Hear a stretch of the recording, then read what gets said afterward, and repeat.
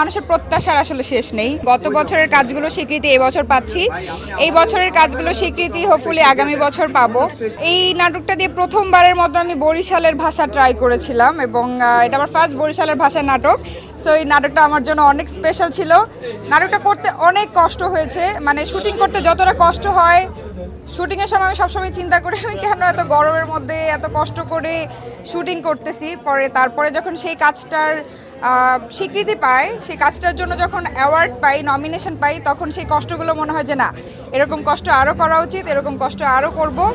যদি কাজ মানুষ পছন্দ করে এবং সেই কাজের মূল্যায়ন হয়, তাহলে এরকম কষ্ট অনেক করতে রাজি আছে। অনেক দায়িত্ব বেড়ে গেছে। আশা করি গতবারের থেকে নেক্সট সামনে নতুন বছর আসছে, আরও অনেক ধামাকা আসবে, আরও অনেক ভালো ভালো কাজ করছি এবং সেগুলো খুব হোপফুলি সেগুলো ঈদে আসবে।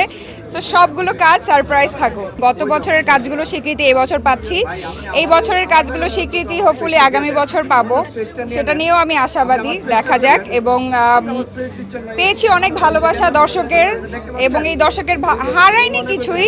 মনে হয় যে শুধু জীবন থেকে একটা বছর চলে গেল। ঈদের জন্য আমি বেশ কিছু ভালো কাজ অলরেডি করেছি, কিছু কিছু সামনে আছে। এগুলো সব এখন বলবো না, এগুলো সব ঈদের আগেই বলবো। মানুষের প্রত্যাশার আসলে শেষ নেই। আমরা যদি দেখা গেছে যে আমরা দোতলার মালিক হয়ে আমাদের পাঁচতলার মালিক হওয়ার ইচ্ছা জাগে, পাঁচতলা হলে 10তলা, এরকম প্রত্যাশার কখনো শেষ নাই। তারপরেও স্বপ্ন দেখতে হয়, স্বপ্ন দেখে যাচ্ছি। ইনশাল্লাহ প্রত্যাশা পূরণ হবে। সামনে আরও ভালো কাজ করে যেতে চাই।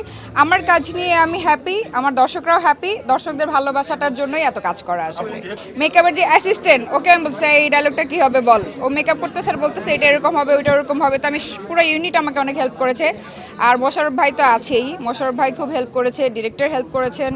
সো সামনে আমি এখন নোয়াখালী শিখছি। আমি ইচ্ছা আছে পুরান ঢাকার ভাষায়, নোয়াখালী ভাষায় একটু নাটক করার। তো নোয়াখালী ভাষা টুকটাক শিখছি এখন।